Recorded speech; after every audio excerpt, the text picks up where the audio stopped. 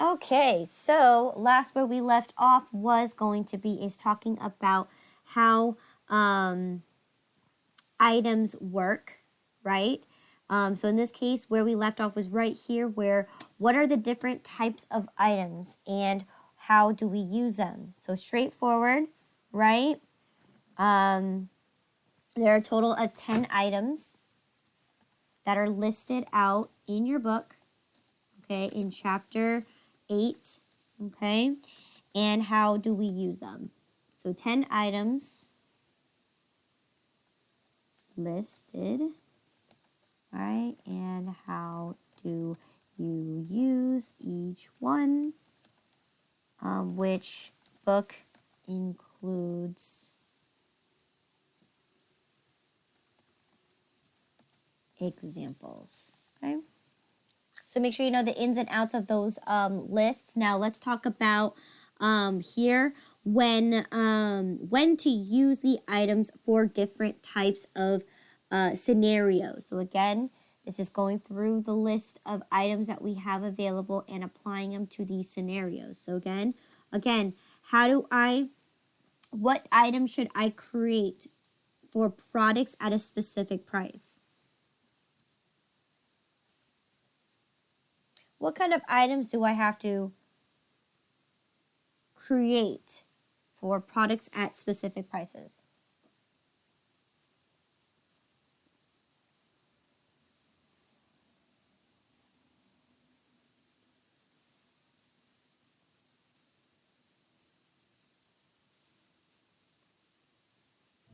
Is it custom products? Okay, let's talk. Okay, let's jump back real quick. All right, let's jump back real quick. What are the 10 items that you can create? What are the different types of items that you can create in QuickBooks? Service items, Service items, good. inventory Inventory part, items, good. What else? inventory assembly items, Okay. non-inventory part items,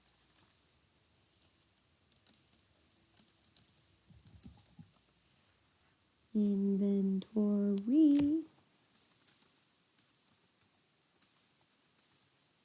Okay. What else? other charge items, What else? subtotal items, Okay. What else? group items, discount items, Discount. What was the one before that one? Sorry. You got subtotal. group items, Okay, there you go. Group. Discount. What else? payment, Payment. What else? sales tax, And sales tax group. Good.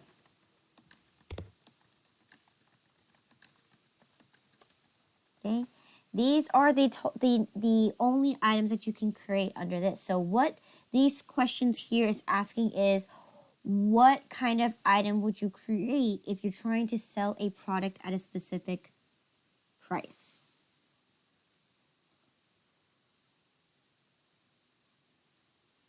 So Maria, you said a custom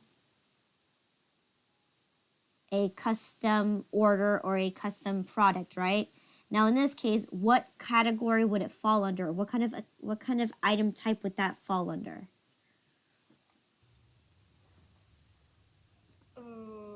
Could be an inventory part. It could be an inventory part, or it could also be what? An inventory assembly. Inventory part. In this case, no, not an inventory assembly. Because then there is a section for that. Okay.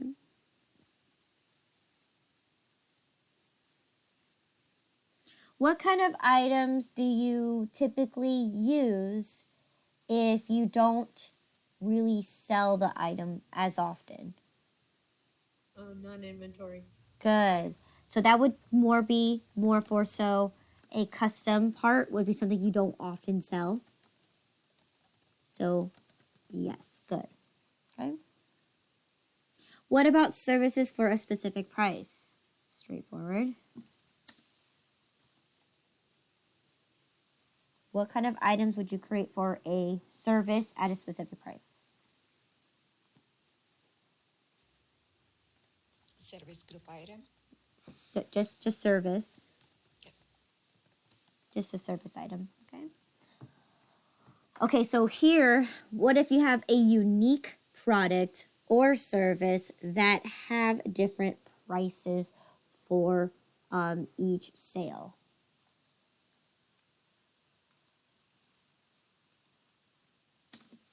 So this is where you can create a product which is called inventory assemblies, right? You can even group them together, right? And create a custom package which you can use group items for. Now, of course, these items, when you do create them, you need to create the inventory and non-inventory parts in order to assemble, right? You need to already have that available. Same thing with the group. If you're making a package together, you need to create the items either as a service, non-inventory part, or an inventory part prior before you can group them together. But yes, you can do that using these items to create a unique product or service that have different price points, right? Because every package that you create, every group that you create, you're gonna obviously has a different amount that you can charge, right? Or for example, an assembly, right? Maybe I have cakes that I create, but I also have pies that I create. Maybe my cakes are a little more expensive because more materials, where my pies not as expensive because less materials. Okay? So that's what unique products and services that you can have different price points for. And again, one service or product, straightforward. It's going to be an inventory, non-inventory, or a service item. Okay. All right. So again, make sure you look at that list in chapter 8. I don't know what page it is, but I believe it's somewhere. It's right where it says items. It will list out all 10 items, and it will list out the exact definition and how to use each item and why to use each item. And of course, the book gives you plenty of examples of every single item on here, right? We did look at a service item. We did look at inventory parts, inventory assemblies. We took a look at non-inventory parts. We look at groups, right, where we charge in bundles. We did other charges for bad debt, right, and shipping.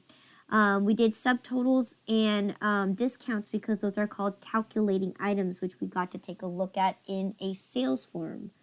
All right, and we got to take a look at how to create a sales tax and why we need to create a sales tax group if you have more than one agency you are making payments to.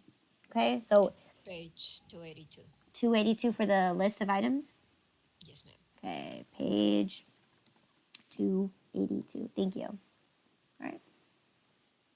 Okay. All right. Next section we have is the sales section, which is 10% of the exam, which is approximately 5 questions that you could be asked about sales. So in this case, a student should know, all right? So here you go, chapter 2, right? Sales was broken into 3 categories, or 3 chapters, right? Chapter 2, chapter 3, and 13, okay? So let's take a look here, chapter 2. Who should be listed on your customer center?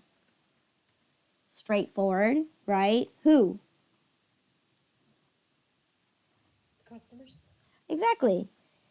Customers, also known as people you sell a product or provide services to.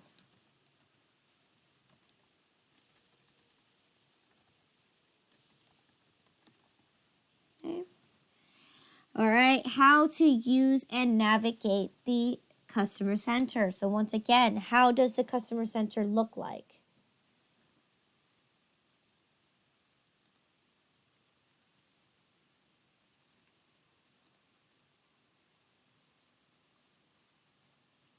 So the customer center looks like this, right? It's a list of all of your customers, right? On the left side with their respective account balances. On the right side gives you an overview of a brief, like pretty much snippet of their information, as well as down below here gives you a list of all the transactions that have occurred between you and this customer.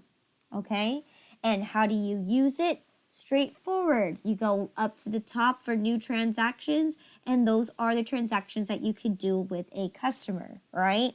Now, this is just the minimum typical typical things that you can do with a customer, right? In regards to transactions. But if you want the full list, you want to right click, and this is what you can do to the customer, what transactions that deal with the customer, and how you'll be able to run reports on the customer. So this is everything that you can do for a customer, okay? And of course, your managed transactions does the same thing as the top part right there, which lists out the transactions. And here you can run reports if you'd like, okay? So that's how you navigate and use the customer center, okay? By looking at the overview. So here's the overview of what the customer center looks like. List of all customers and their respective account balances.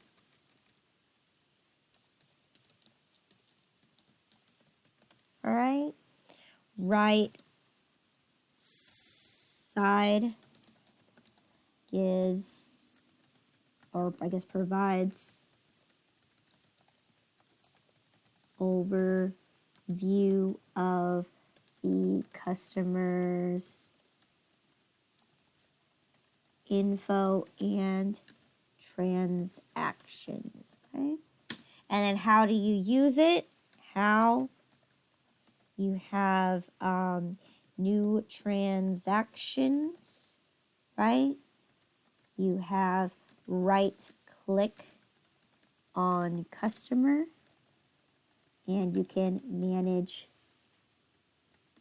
transactions, okay? To enter a transaction that involves customers, okay? Straightforward, right? Okay. So then let's answer this question here. How to complete the workflow from a sales to making the deposits, okay? So once again, let's look at that on the home page. So what this is referring to is this section right here on the home page. Oops. No. Okay. This section here on the home page where you're looking at the sales process, where you're processing from invoice, okay, to receive payments, to making deposits. Or you could also do a sales receipt, which goes straight to making deposits, okay? So let's talk about the difference between those. When do you use an invoice? When do you use an invoice?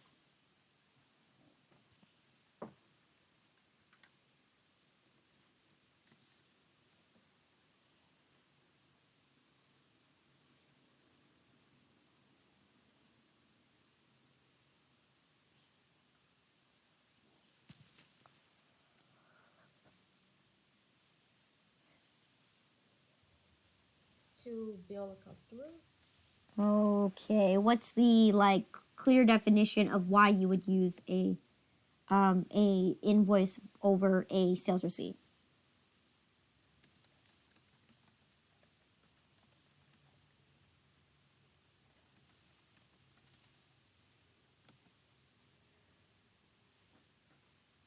If you're gonna be billing a customer, right?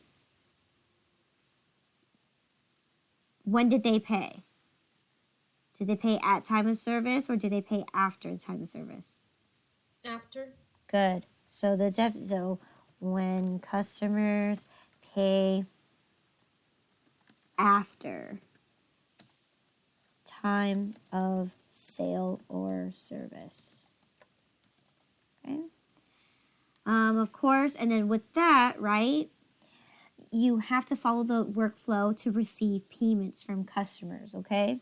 So in this case, right, what does a customer payment do? What does receiving payments do?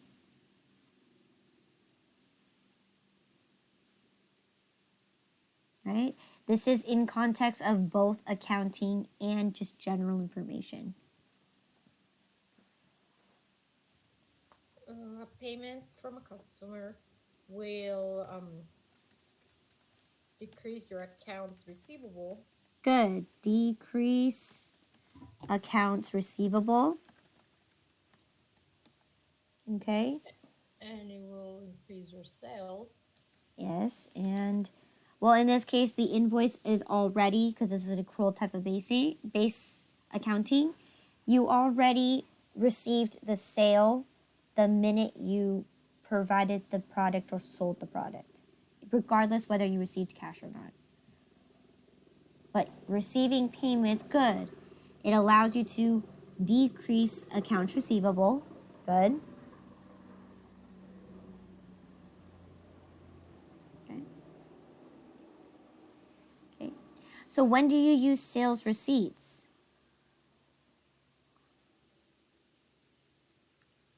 When the customer pays right away. Good. When customer pays at time of sale or service. Okay.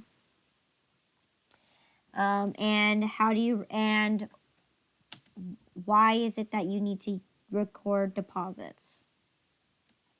In this case, that's the flow of transactions. So once you receive a payment from whether you did a sales receipt or an invoice, right? Why is it important that you need to deposit the money?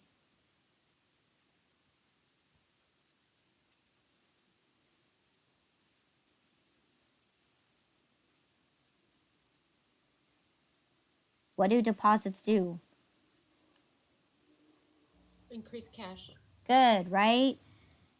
It increases your cash flow. It increases your cash flow by ultimately putting into your checking account, right? That's exactly what a deposit does. And that's real life too, right? In real life, when you receive a check, right? You can't just sit on it. It's not going to do anything for you. You can't just magically appear into your checking account. You need to physically go to the bank and deposit that money. So that's the same idea here where you actually have to physically make a deposit in order for you to increase your cash flow, which again deposits money into your checking account.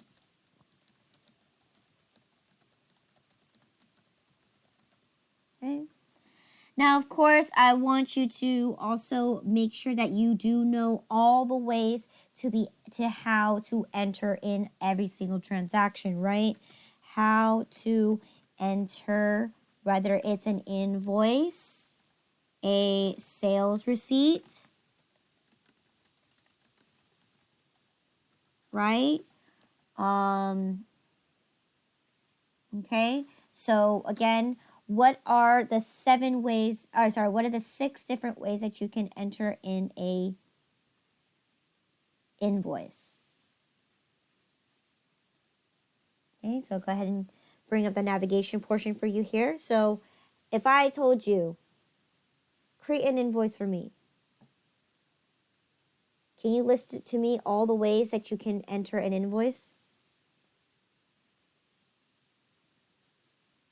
You can click on the create invoice icon Where?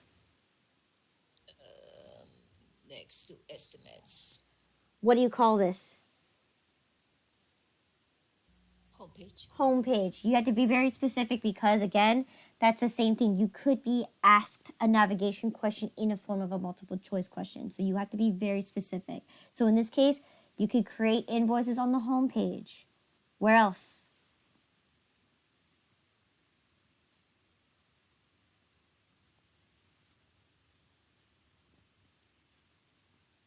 Under vendors, This is in an invoice. customers. Under, Customers. okay, under customers, create an invoice. Good. Where else can you do it? In the icon bar, Where does the icon bar take you? customers Customers, where does that take you? to it takes you to the customer center, and then you can enter an invoice. Correct. So I'll go to a different way to go to the customer center. So here you go. So if I go to the customer center, right? How do I enter in an invoice? How do I create an invoice? Transactions. Manage transactions. Okay, good. Where else? Double click. Not double click. Double click's going to edit the customer's Select. information. Is it right click? Right click.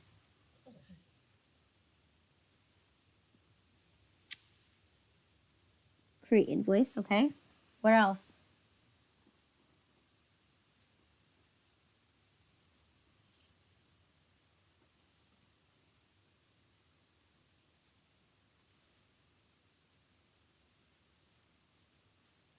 Can you use the income tracker? No.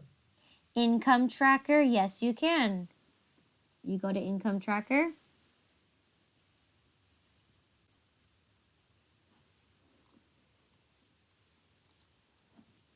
Okay, income tracker, right? You can go down to manage transactions and boom. Yes, you can create invoices that way too. Okay. Remember on the customer center, there are 3 ways you could enter in a transaction. New transactions at the top, manage transactions at the bottom, and right click on the actual specific customer and you'll be able to do it that way. Okay. So that is 6 different ways, right? Homepage, menu bar, right? And if you're in the customer center, whether you use the icon bar, menu, or home page, from there you have 3 ways that you can enter in, whether you use new transactions, manage transactions, or right click. And then you also have it right here available on the income tracker. Okay. So if you can do that for the invoice, you can also do that for sales receipt.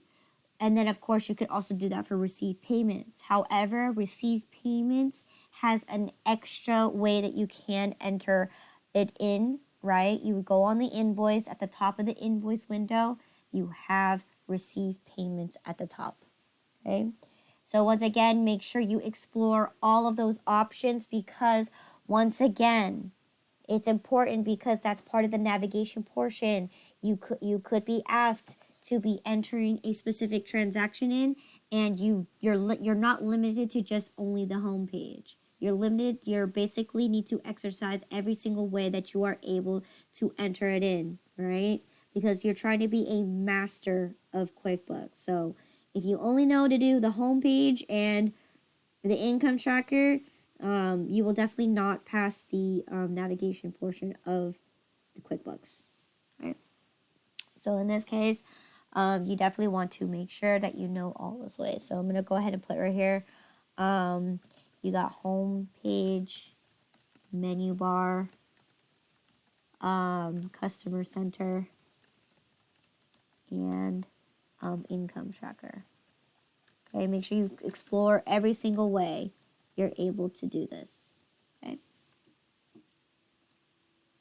Okay. How does QuickBooks use the undeposited funds account to checking account?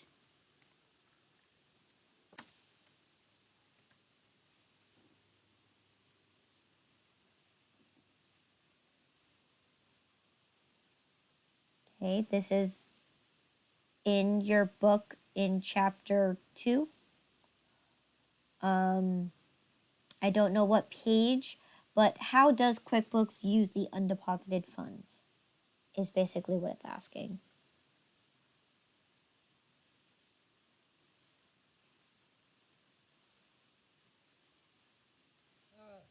If we're the deposits go before they're actually checked in into the account. Perfect, right? In this case, right, it's like when you receive payments, right? right? It's basically a placeholder account that you set up so that when you do make those deposits, for when you do make those deposits, it will link it to your checking account.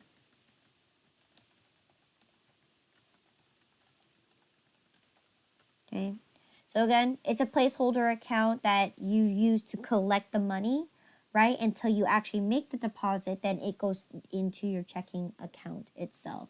So again, that's what it's called. You don't create this yourself unless you want to name it a specific thing, or if you want to link it to a specific account when you record your deposits. That's what the chapter 2 has right there, where you can set it up a specific way. But in this case, right, it's just to be a placeholder account until you actually make deposits to your actual checking account. Okay. So here, chapter 3, additional customers information, or in this case, I'm sorry, additional customers transaction. Okay. So here goes how and why to record customer credits. Okay, right here I listed it out for you. It's to make returns and refunds, okay, if a customer decides to make an overpayment, okay, and the last one here is you would use this account to create a bad debt or expense item, okay? So let's talk about how to do that for each scenario. Okay, so what does a customer credit even do? Right? What are the available options of creating each for each scenario, right? If I were to create a customer credit, what are my options that I can have?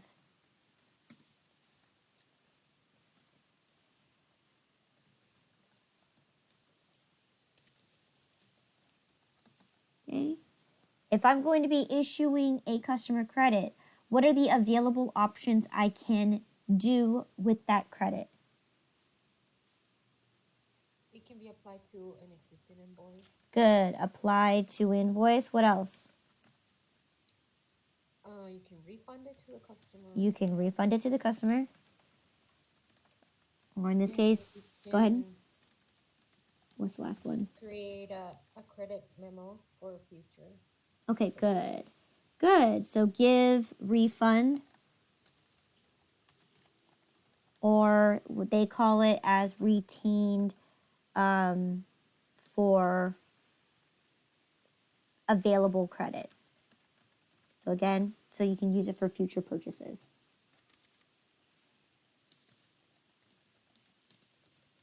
Okay. Now, under the bad debt expense, right? So you would use this account or this item, right? In case you need to write off bad debt. Okay, so how and Rick, why do you record customer credits? Well, there you go. We talked about what you can do with it, right? So that is to either issue a return or merchandise refund for in case customers overpay, or you can use it for a bad debt item. So again, explore the options on these 3 things. I know there's a couple more, but two of them are the same thing. So again, make sure you explore the options and how to use it. So again, this is all chapter 3. The very first thing that you have in chapter 3 is understand why we use customer credits, right? And how do we use customer credits, and what can you do with those customer credits? Okay. Next question says how and why to create customer statements. So let's talk about the how. All right, let's talk about the why. Why do you create customer statements? And then we can talk about the how. Okay. Why do you need to create customer statements?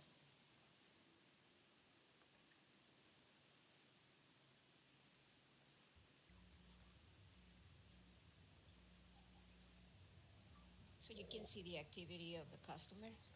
Good. okay, to send customers information on their activity.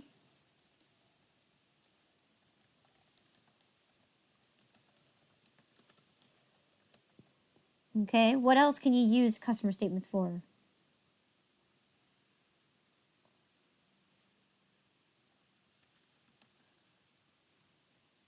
Right, you can use them to remind how much they owe and request a payment. Okay. Now, how do you create a customer statement? You go to the home page and then click statements icon. Yes, good, right? In this case, I'm not, okay, go, so good. So it's simple as that. Under customers on home page, create statements. Okay. Now, in this case, again, you can also do that in the customer center too. Okay. And yes. All right. Good. All right. So question. So here for chapter 5, other bank transactions here, which is going to be how to handle bounced checks. So what do you do when you receive a bounced check? Okay. So in this case, right? Let's talk about let's talk about what would you do if you have if a customer bounces their check, or if a customer sends you a check and it bounced. What happens?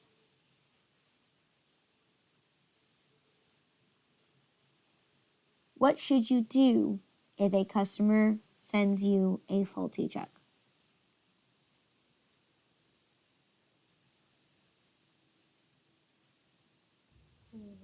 You have to go back to their invoice and mark it as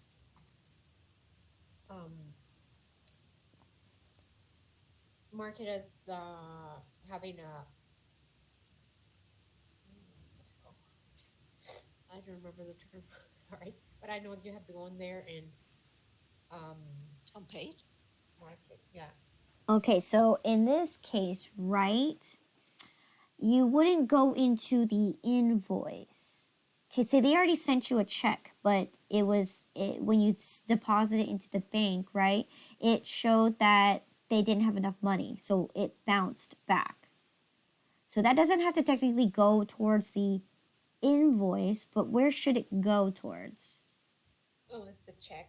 The customer payment, right? So you would have to go to the receive payments window, okay, and at the top, what does it say?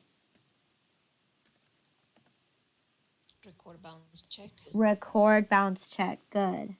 Okay. That's the only way that you're able to do that. Okay. You have to go to the receive payments window to be able to record a bounced check.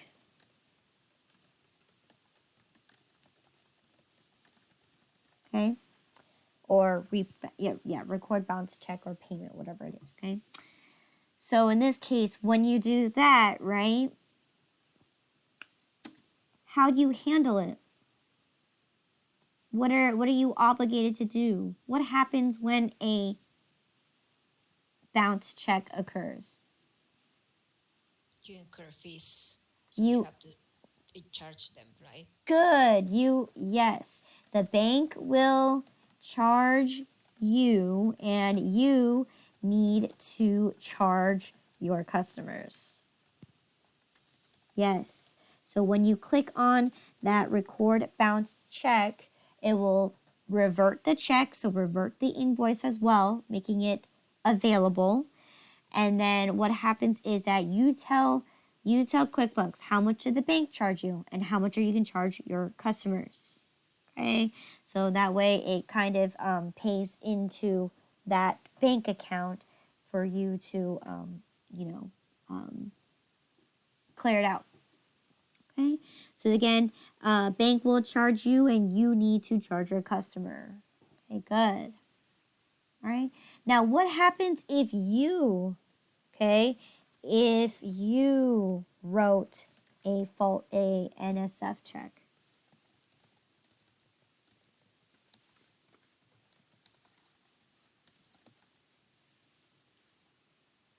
Okay, there's a whole a few steps that you can do in your book that gives you the details of what happens if you decided to write a faulty check, right?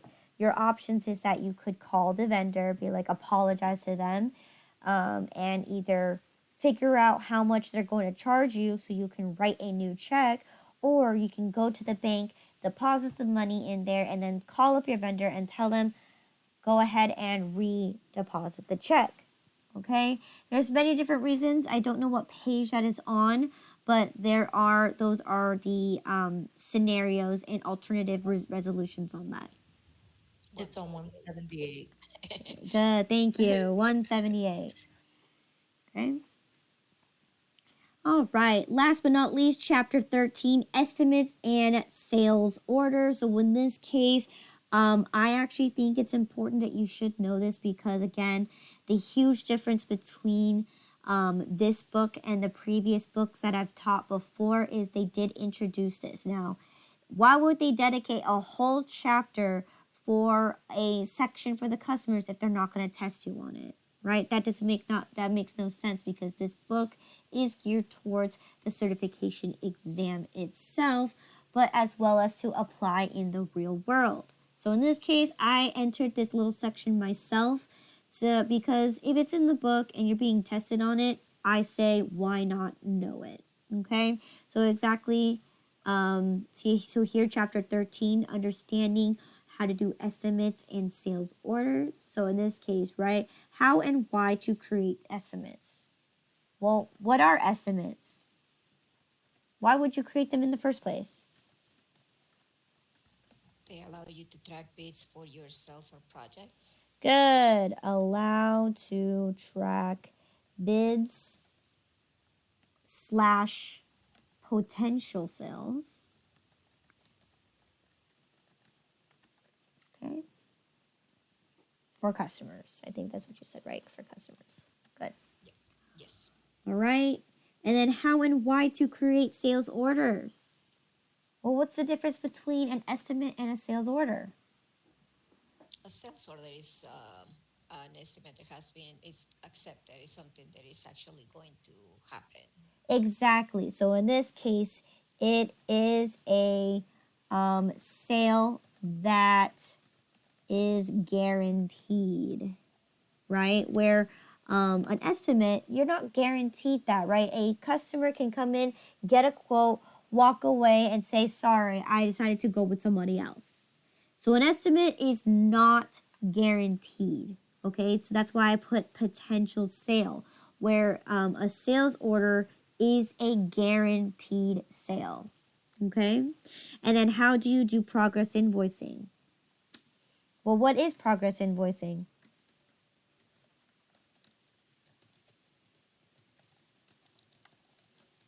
It's an invoice for a It allows you to make invoices for each step of the job. Perfect, right? If you have a huge project, it allows you to break it into small increments and bill a customer, right? Per the progress of the entire project, right? It allows you to break basically an invoice into multiple invoices. I don't know. Invoices. So there you go. All right.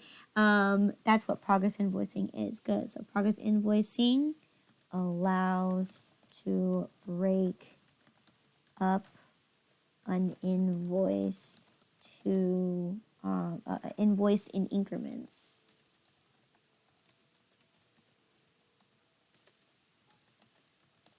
To complete a large project. Okay. And of course, you can break this down for either or sales order and or estimate. It doesn't matter. Okay. And of course, how to record customer deposits. this I think is by far the most ultimate thing that should be tested on, is because in reality, there are many companies out there that do charge customers to make a deposit, so then they, when they do provide the service and they, flake out last minute, that they aren't getting too much damage in regards to making the efforts to create the item or create the service for them, right? They don't lose much. So in this case, how and why to create customer deposits. Okay, so in this case, you would have to create an actual customer deposit item, right? And you would use it and apply it onto the sales form. Now, if you remember that in chapter 13, right? Okay, so make sure that you understand. Okay, so for this case, let's talk about what is a customer deposit. Okay, what is a customer deposit? It's like a retainer for the job, right? Yes and no. Elaborate what retaining means.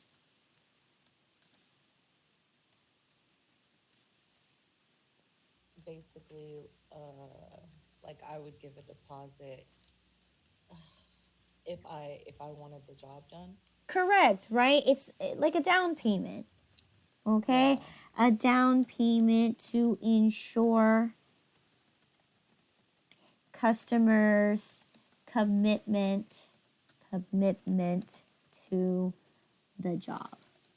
Okay? That's pretty much what a customer deposit does. It secures that they're agreeing to the terms in what the services you're providing is going to go through.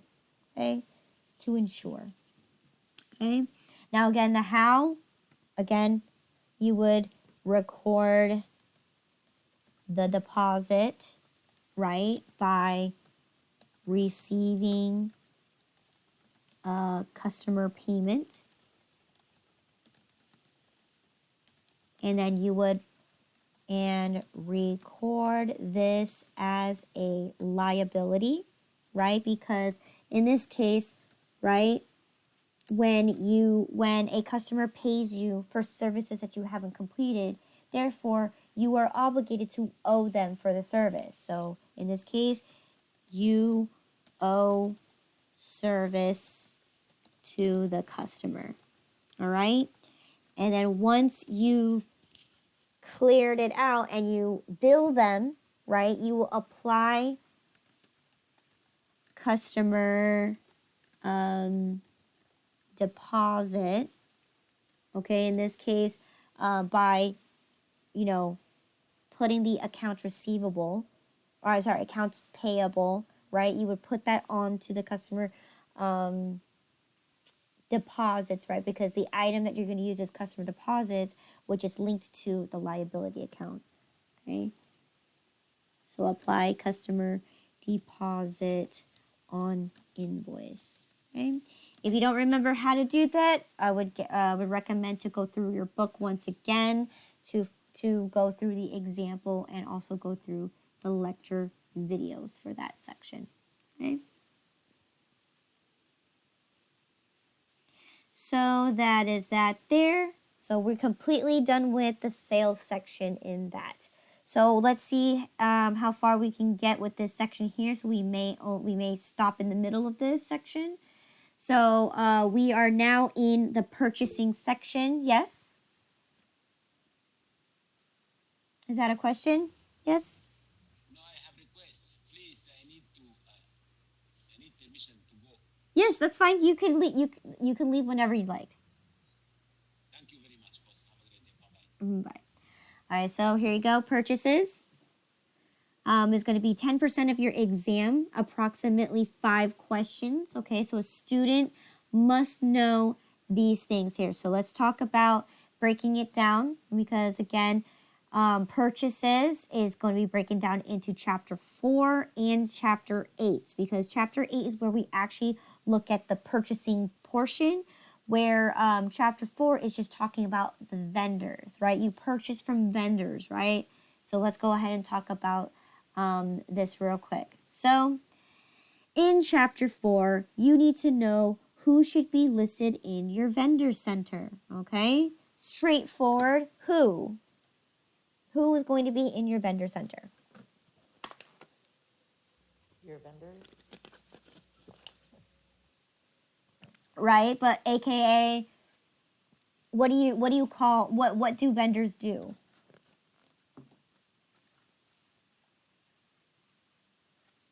Anyone Who you purchase from? okay, that you purchased inventory items from. What else?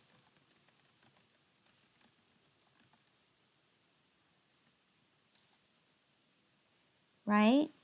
People who provide services, such as I need someone to maintenance my location I rent. That's going to be a service that another person provides, right? That's a vendor. Okay. Other things that you can do is anybody that's a 1099 contract worker. Contracted worker. Okay?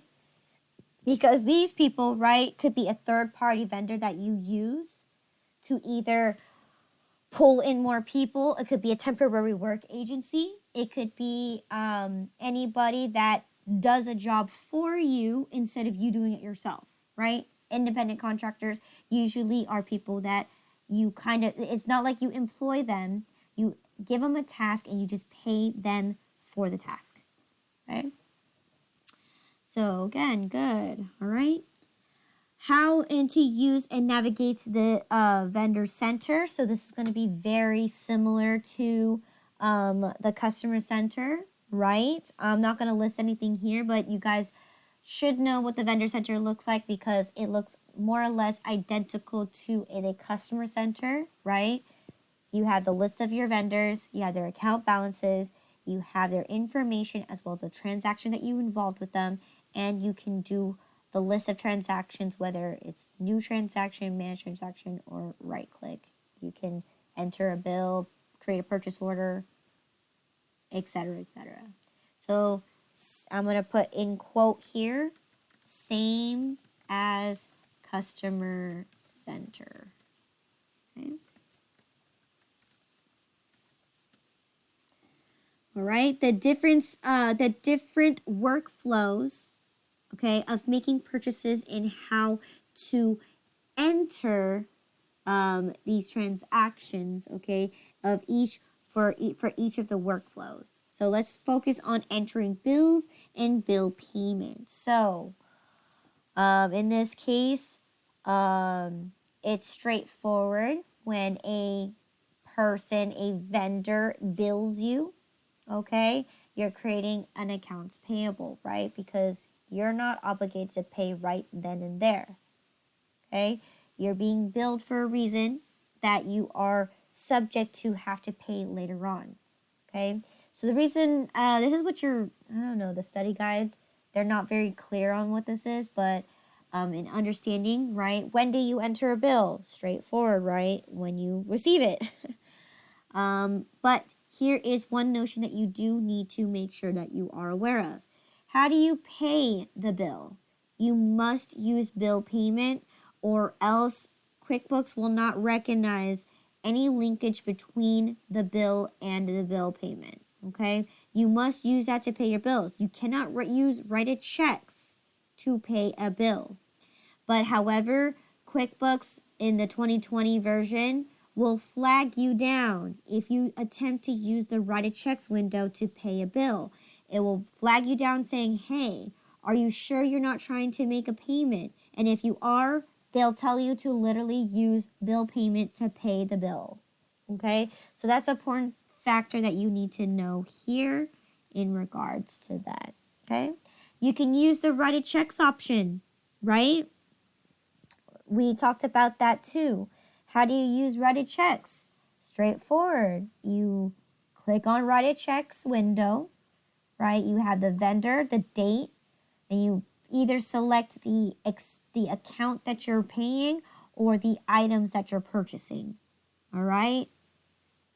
Write a checks window, straightforward. Okay. And you can also do the same thing by using a credit card. Okay.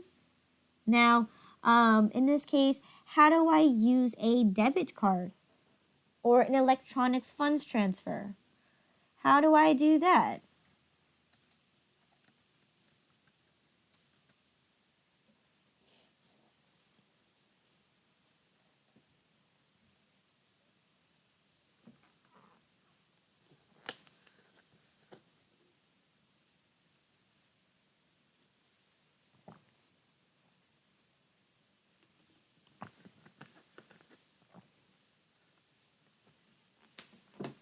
Anybody? How do I make a transaction, but I didn't write a check, I didn't use cash, I used my debit credit card. I'm sorry, my debit card.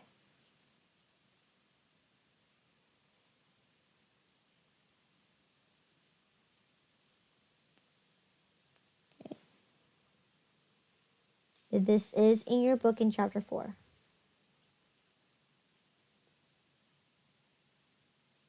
Any guesses?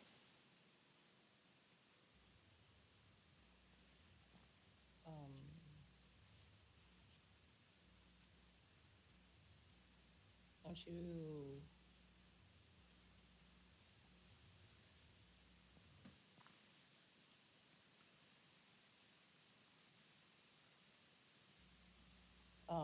go into like chart of accounts or something?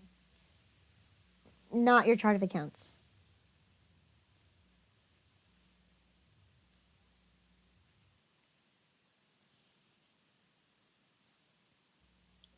Go to the home page and enter credit card charges. Okay, so a credit card is not the same thing as a debit card, right?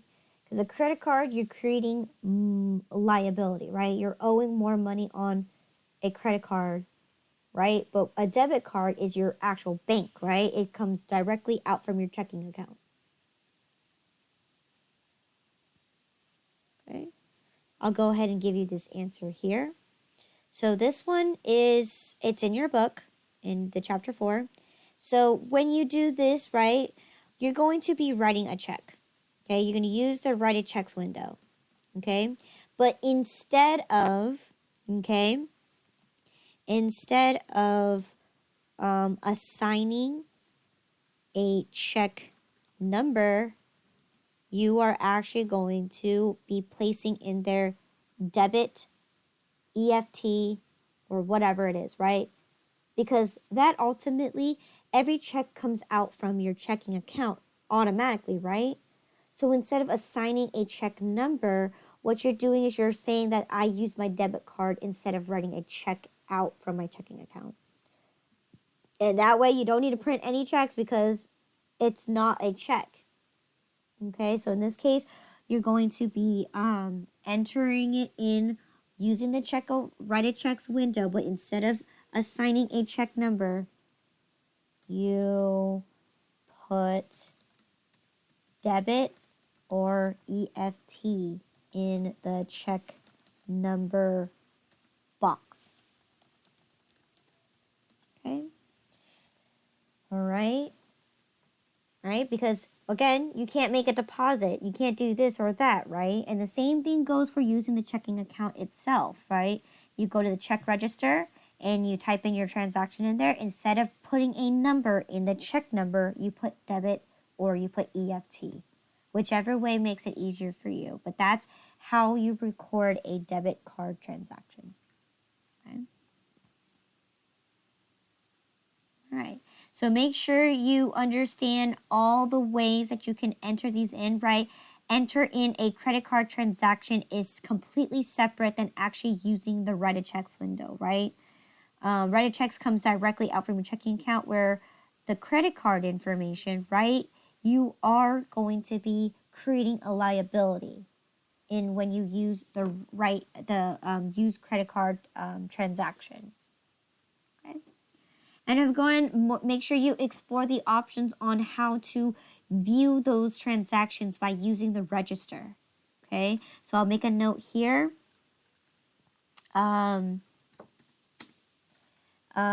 To actually know how to view transactions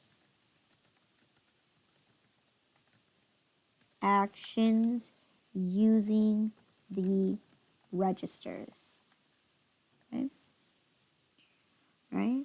How to record transactions in purchase workflow. So in this case, this question right here is going to be more towards chapter 8.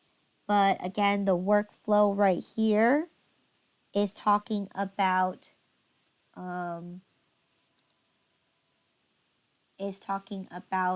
the actual workflow, like on your home page, where it's talking about if you are entering a bill, right? What's the next workflow? You need to make a payment, right? You use bill payment. Okay. If it's purchasing something, you need to go towards here where you can have the two options to either receive with the bill or receive without a bill, and then you need to enter in the bill against the inventory, which then you need to ultimately get to the bill payment. Okay. So understanding how to do that. Okay. How and why to record vendor credits. Yes. So let's talk about vendor credits. Why would you receive a vendor credit?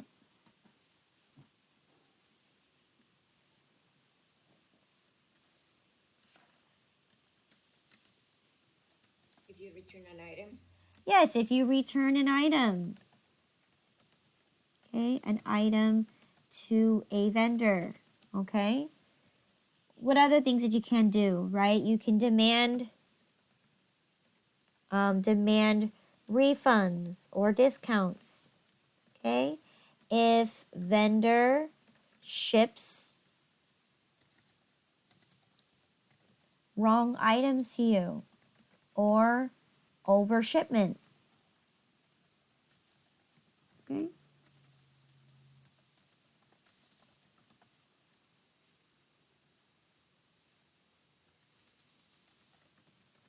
Okay, I think it's 2 words.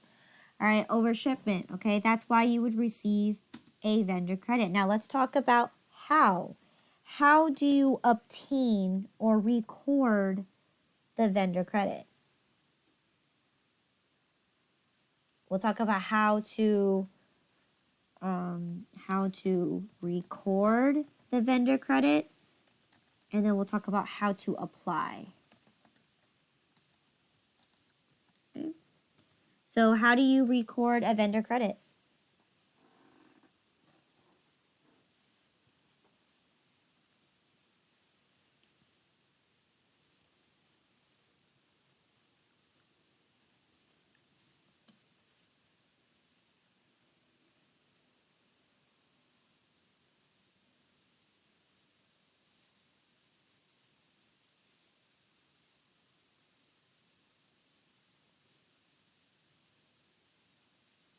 You have to record the transaction in the enter bills window as a credit.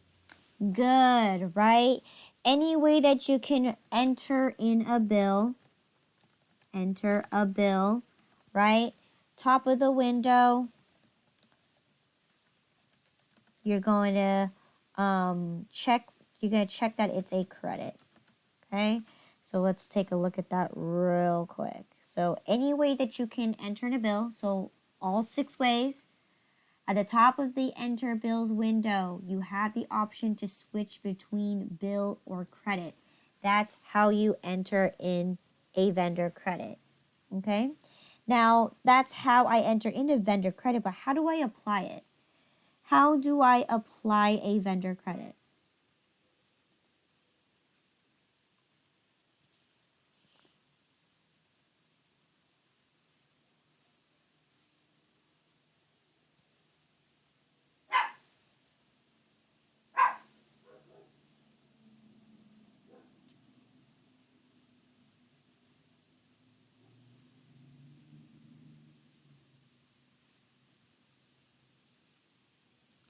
How do I apply vendor credits?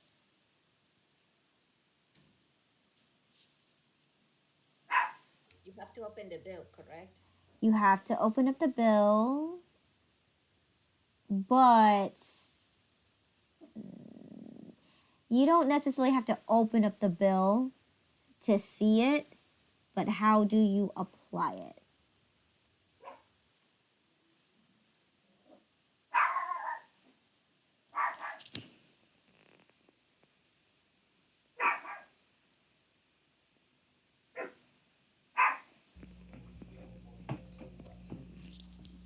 Do you select pay bills? You're going to use the pay bills option. You're going to select the bill, and then down below on the pay bills window, you have the option to apply a credit. So if I were to go ahead and do that real quick, so if I go to my pay bills, okay, down below you have a section right here to apply a credit. Okay, apply a credit or discount depending on what it is, right? Discounts only apply if a vendor, right, gives you terms and you make the payment before the terms date. So that's how you apply the discount. But if a vendor gives you a credit and you record the credit, this is how you apply it to the invoice by making the credit, and then you on your pay bills window, you have the option to attach a credit. Okay, so good. So let me see, apply credit. You need to go to bill payment window and apply or select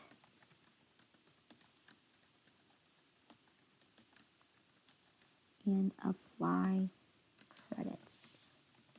Okay. How and why to record vendor deposits. This is also important, right? Because it applies to the customer, right?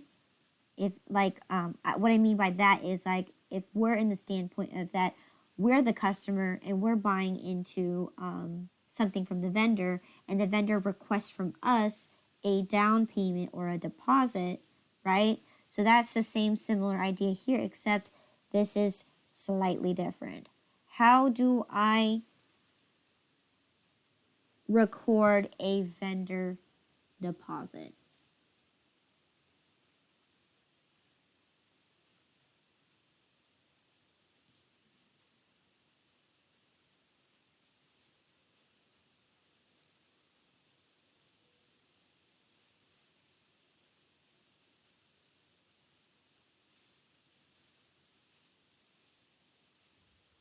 Okay, so you click on the right checks icon in the homepage, Okay.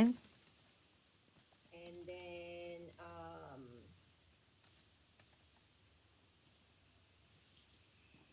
you code the accounts payable, right? To accounts payable.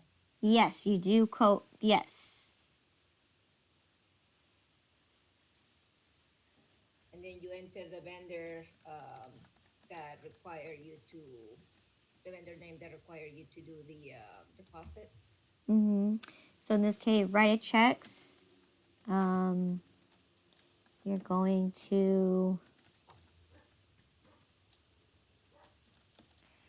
code expense account to accounts payable.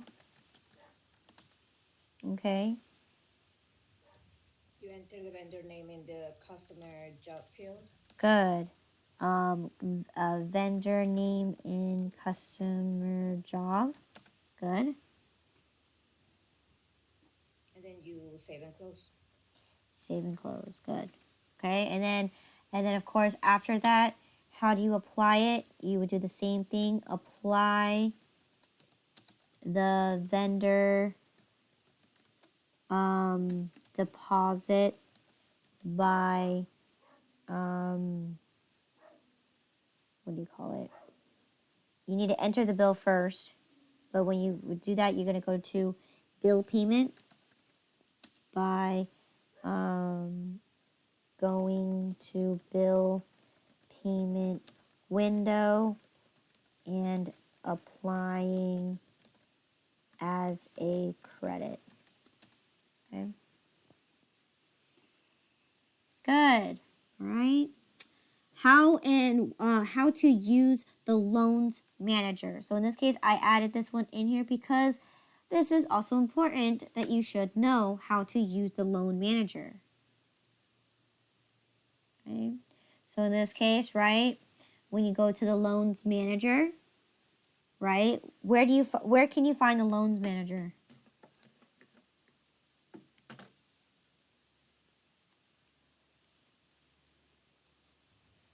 Under banking. Under banking, right? Banking, loans manager. Good.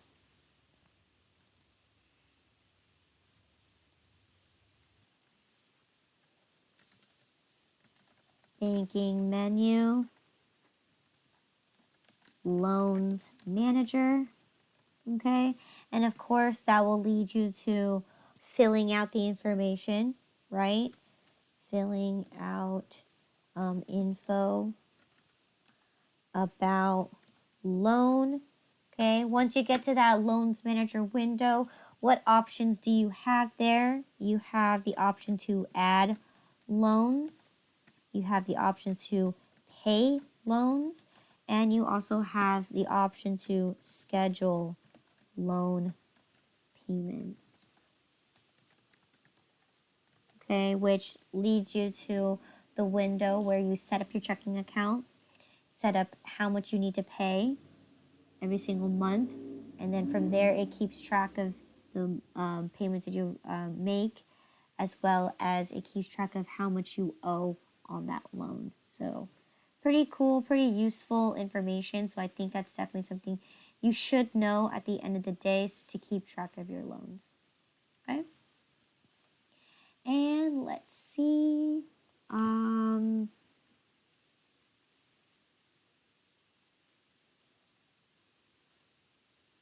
Let's continue. In this case, let me see how much more we actually have left. 1, 2, 3, 4, 5. We still have 5 more sections left. So let's go ahead and just go ahead and complete this section here for chapter 8 in regards to talking about the purchasing section, like actually purchasing inventory. So let's go through those questions. Okay, so how to create a sales tax item. Okay, that is in chapter 8. Yes, it is. Now in this case, let's talk about it. How do you create a sales tax item? Straightforward. You go to your items list, right?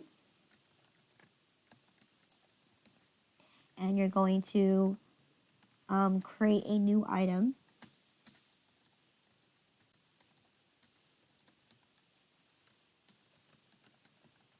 And then, of course, you're going to select sales tax. Okay? And, of course, you enter in all the information, including which agency you're making payments to, what is the tax rate, and what kind of tax code are you going to use to charge your customers tax. Okay? Now, what is the difference between a sales tax item and a sales tax group item?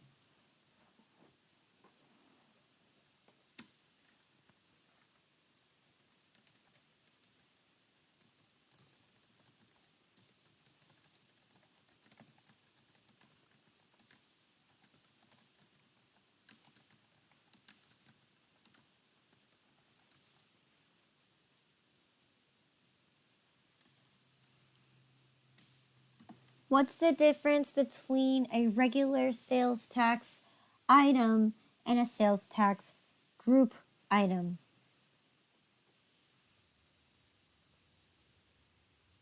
Sales tax item is whether the item is taxed or not, or if it's not taxable. No. If an item is non-taxable, you can do that anywhere on both sales and sales tax group. That's not really the determining factor between the difference between them. Right? Because you just link them to their sales tax code.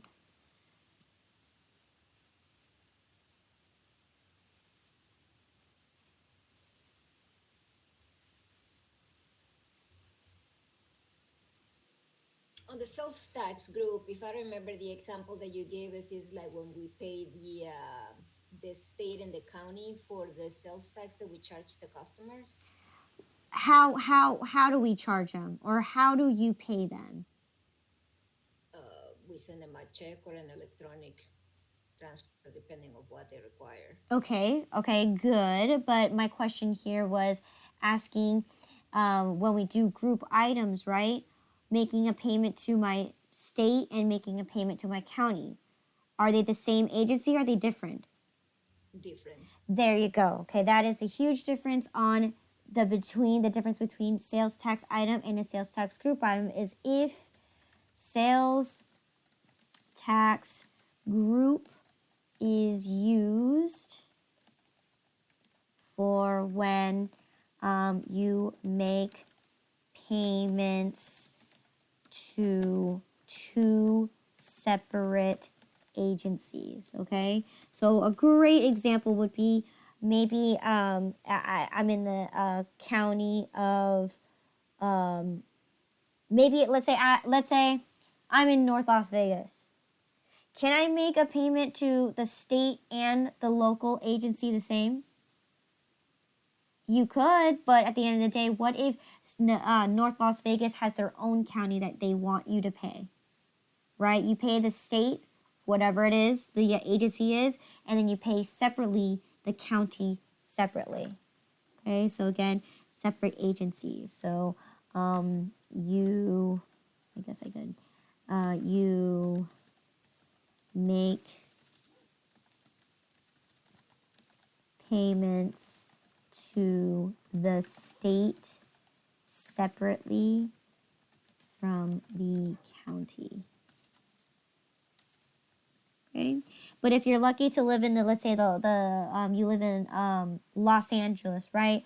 What if the headquarters or the state is in Los Angeles? Then the county and the state are in one agency. Then you just use a regular sales tax group item because you're making a payment to both state and county in one agency. Okay, so good. All right. Okay, so next question here is going to be how to complete the inventory workflow. So again, purchase orders, right? What do purchase orders do?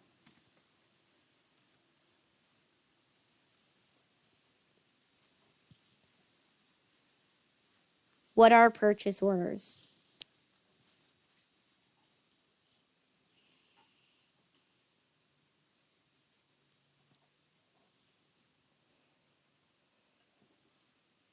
Track items that we have on order. Track items that we have in order, but what do you mean by that? Are you really tracking anything when it comes to purchase orders?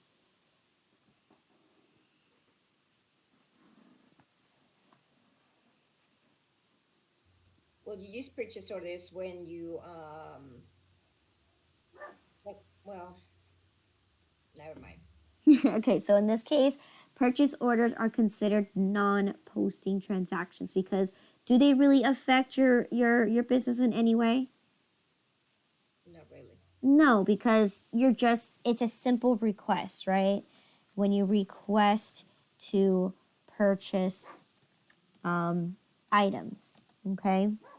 Now in this case, we start recording and we keep track of it the minute we receive our items, right? So in this case, we're going to be receiving items. Now there are two things that you are going to be receiving. You can either receive inventory items with the bill or without a bill, okay? So with a bill or without a bill, okay?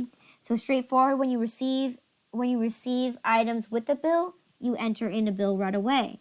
But what's the difference here if I actually received items and I did not have a bill accompanied with it.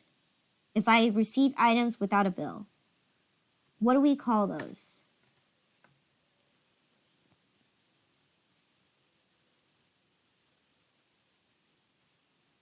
Okay. What do you call those packaging slips?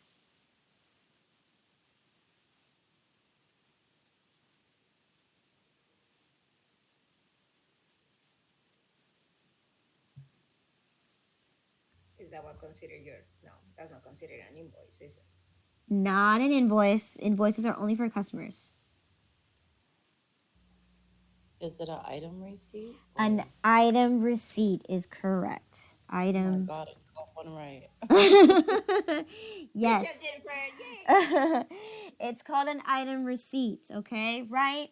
Because in this case, right, this is very common, right? If a company or a vendor, right, they ship you things out, right? What if you requested multiple items that they don't have in stock for? Therefore, they're going to ship you whatever they have, and they say, well, this is shipment 1 out of 2, right? This is what I have on stock. If not, I will notify my customers, hey, I am back to ordered right now, but I can send you what I have.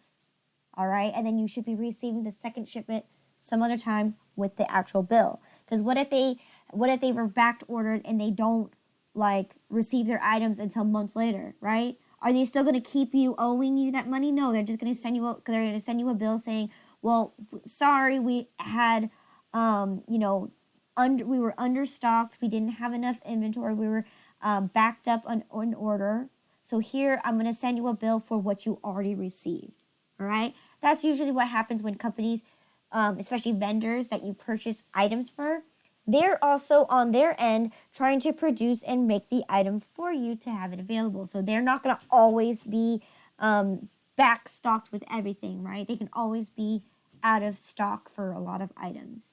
Okay, so that's why they will ship you an item, a packaging slip, which in QuickBooks terminology, we treat a packaging slip as an item receipt.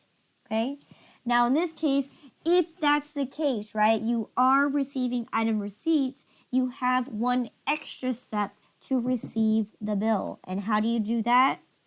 You're going to have the next option, which is to record inventory against bill, or sorry, record bill against inventory. Okay, which this right here, what essentially it does is it converts your item receipts into a bill. Okay.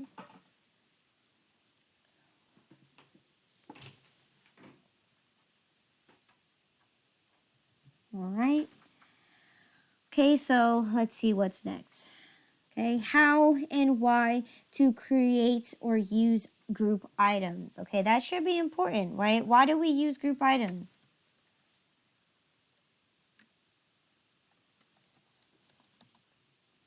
Why do we need to create a group item?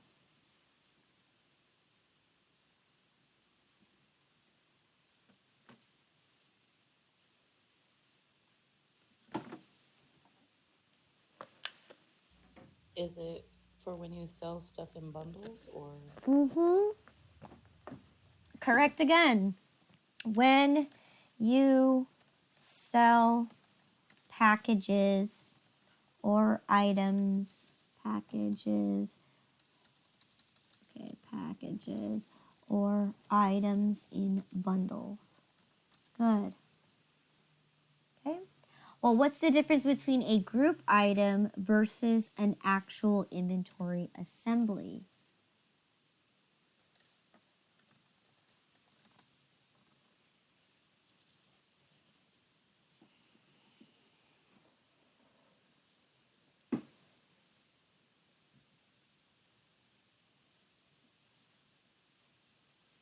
What's the difference between a group item versus an assembly?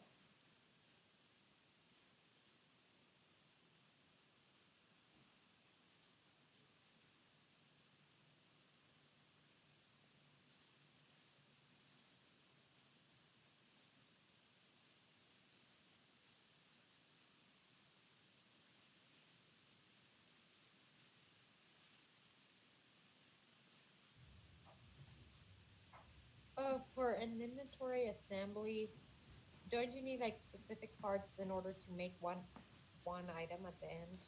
Exactly. You're building the product. Okay, building a new product. Okay, where grouping them, you're just putting two and two together and selling it together as a bundle. They're two separate items that is a group. But when you're doing inventory assemblies, right? A great example is a bakery, right? You don't sell eggs and flour and sugar separately, right? That's what a group item is. You're selling it together, mixed in together, creating the product itself so it becomes a cake, right? So that's the difference between and um, group and assembly, right? One is just putting things together and calling it a package. The other one is actually combining them to create an ultimate new product, okay? And again, the how is straightforward, right? You just go to your item list and create the new item, okay? Now, in this case, we can set our own price points on the sales receipt, so make sure that you do know that, because again, when you have a product that you are selling, right, whether it's a bundle group, you again, depending on what your bundle is, right, normally bundle packages are significantly less than the selling the products alone separately, right? You would give discounts or you throw in things for free. In this case, in order for you to toggle that sales price, you need to do it on the actual sales receipt itself. But for inventory assembly items, right, when if you build a cake, you could set a full price point, or you can modify it on the actual sales receipt or sales form itself. Because again, what if this item that you're creating, what if it's a chocolate cake is more expensive than a regular plain cake? What if a tiramisu is going to be a lot more expensive because you're adding wine in there, right?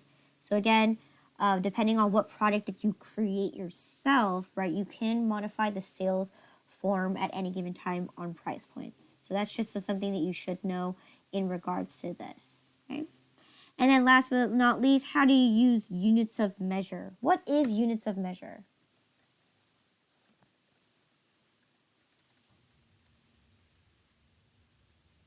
Is it where you buy wholesale and then you resell individually? You set a unit of measure for that. Correct. Purchase in bulk, but sell individually. Good. Okay. All right.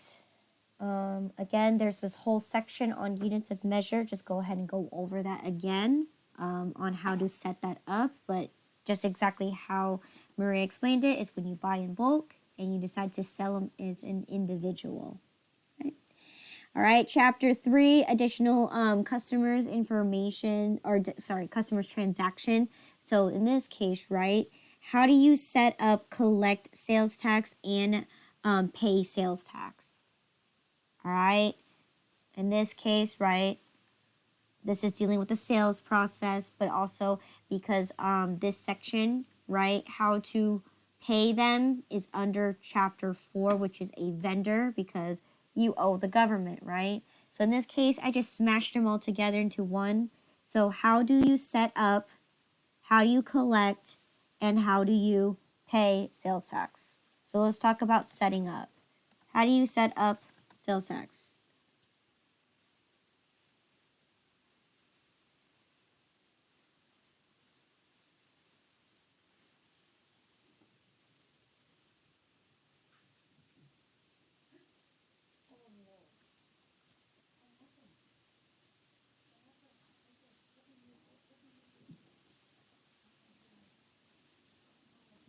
Right?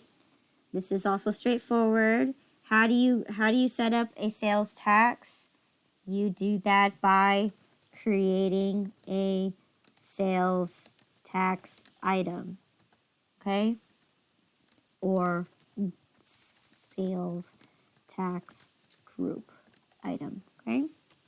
Now, how do you collect it? Right?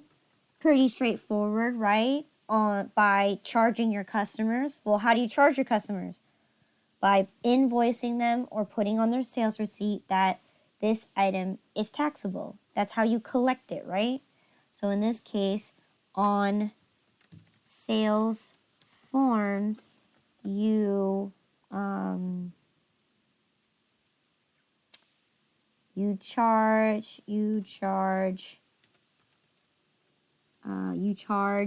items that are taxable, okay, based by using the sales tax codes, right? To that, and usually that, right, determines whether an item is taxable or not, right? Sales tax codes.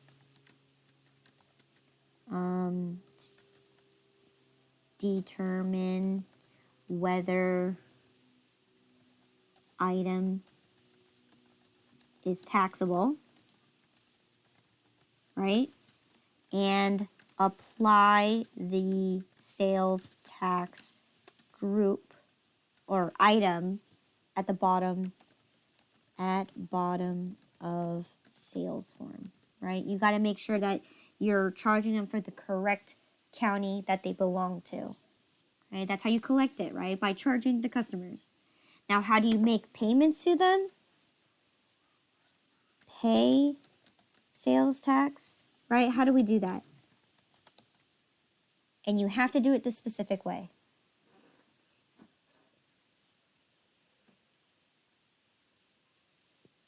How do you pay your sales tax?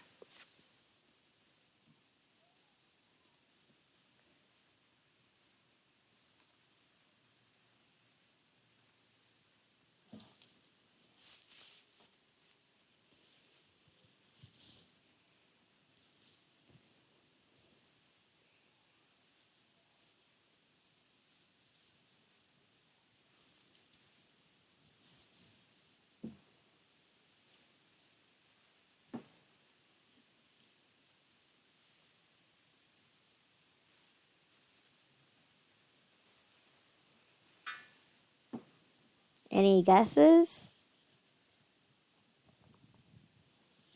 So you run a report to find the amount and then you just make a check? No. You can't use write-a checks for this. Okay.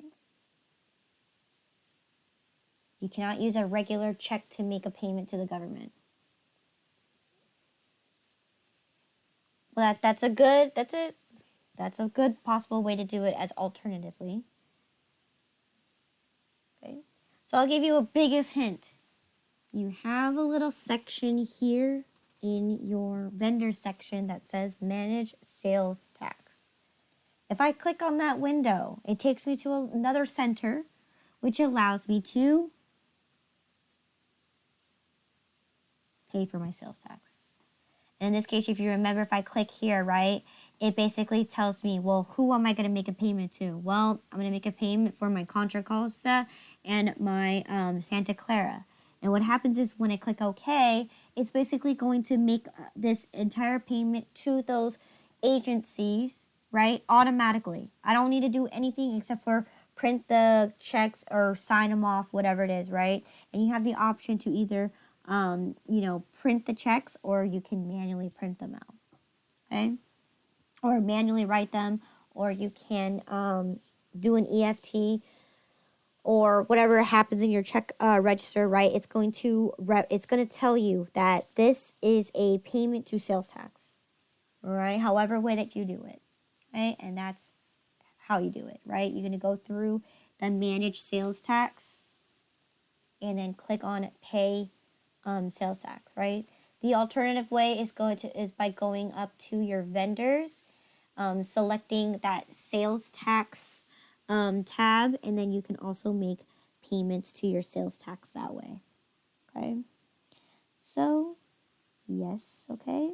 So, how to make payments to sales tax? Either go to manage sales tax icon on homepage and click pay sales tax, right?